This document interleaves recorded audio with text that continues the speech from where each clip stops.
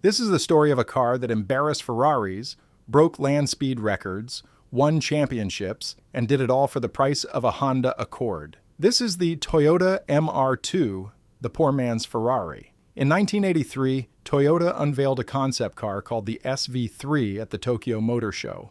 It was small, it was mid-engined, and nobody quite knew what to make of it. By 1984, it had a name, the MR2 standing for mid-engine, rear-wheel drive, two-seater, and it became the first Japanese mid-engined, rear-wheel drive production car ever made. Not from Honda, not from Nissan, but Toyota. The company known for Corollas and Camrys had just built something with the engine behind the driver, like a Lamborghini, like a Ferrari, and it cost $10,999. Here's a detail that tells you everything about how seriously Toyota took this little car. They didn't just engineer the suspension in-house, they brought in Roger Becker from Lotus to help design it. And the legendary Dan Gurney, a man who'd won in Formula One, NASCAR, and Le Mans, personally helped dial in the handling. This was a $10,000 car with a racing pedigree baked into its bones. The first generation, the AW11, weighed as little as 950 kilograms in Japanese spec,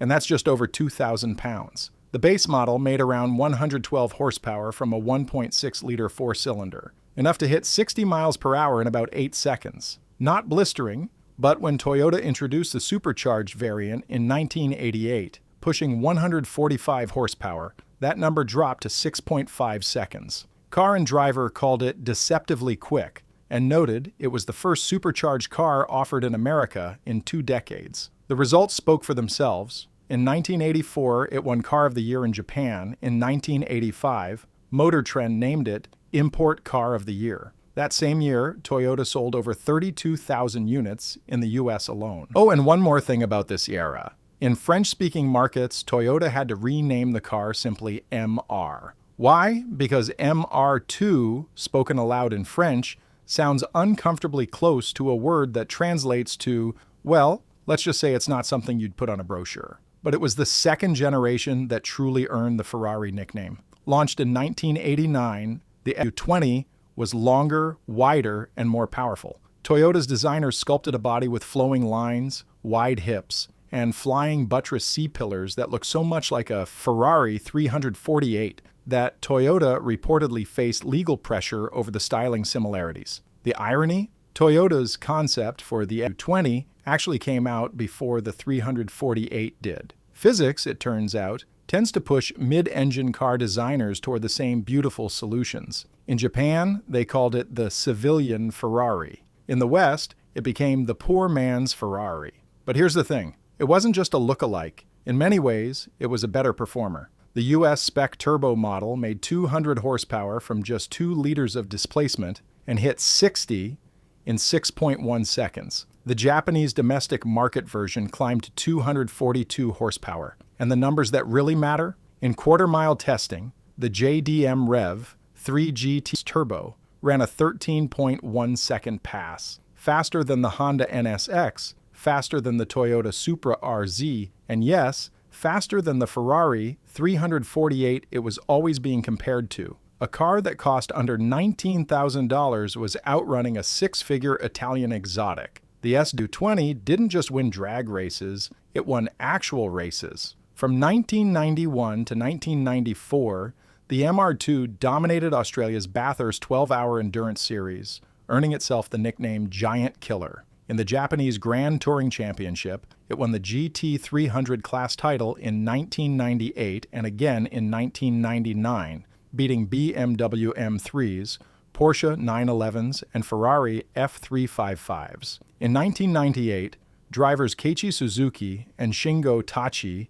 won 5 out of 6 races, the most dominant single season in the championship's history. And then there's the record that still stands. In 1992, Dennis Ace strapped into a modified MR2, boosted to 487 horsepower at just 16 pounds per square inch, and averaged 211 miles per hour across 2 land speed runs at Bonneville. As of 2015, that class record had never been broken. But the MR2 had a dark side. And if you've ever been in car circles, you've heard the term snap oversteer. Mid-engined cars carry their weight behind the driver, push the car too hard into a corner, lift off the throttle at the wrong moment, and the rear end swings around with terrifying speed. The 1991 and 1992 models were particularly notorious for this. Toyota revised the suspension geometry in 1993, and later revisions pushed the car's skid pad numbers from 0.89G to an impressive 0.94G. Still, the reputation stuck. Surveys of MR2 owners found that 72% felt the car wasn't actually dangerous, that it was only as dangerous as the driver.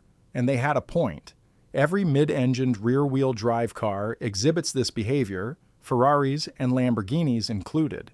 But the MR2 became the poster child for it, perhaps because it was affordable enough that inexperienced drivers could actually buy one. And then there's the car that almost was. Behind closed doors, Toyota Motorsport GmbH in Cologne was building something monstrous. The 222D, a Group S rally prototype based on the MR2. It had a tubular frame, all-wheel drive, a 2.1-liter turbocharged engine producing over 600 horsepower, and it weighed just 750 kilograms.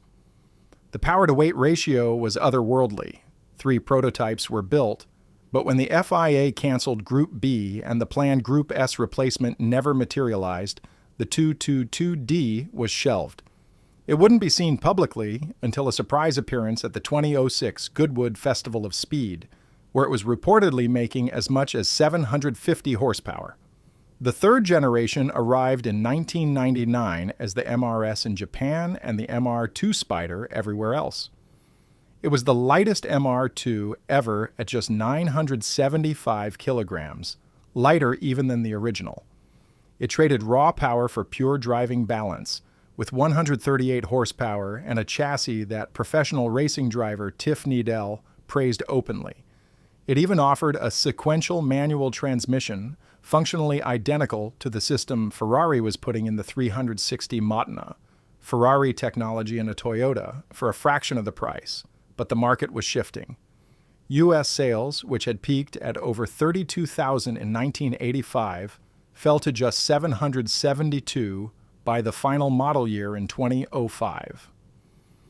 In July 2004, Toyota announced the MR2 would be discontinued alongside the Celica.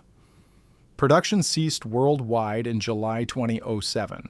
By then, Toyota had sold over 160,000 MR2s globally.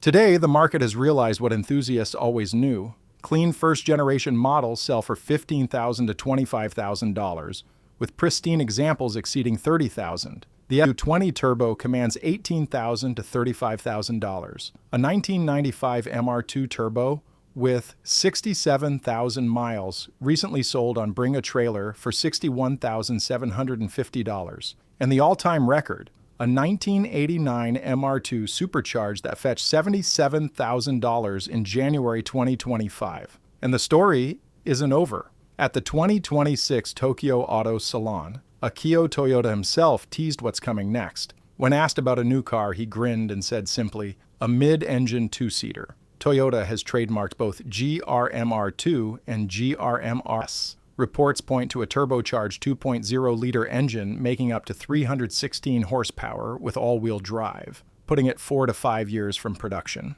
The poor man's Ferrari, it was never really about being a cheap imitation. It was about proving that brilliant engineering doesn't require a 6-figure price tag, that a car built in Japan for the cost of a family sedan could outrun, outhandle, and outlast the machines it was supposedly imitating. The Ferrari 348 is a footnote. The MR2 is a legend.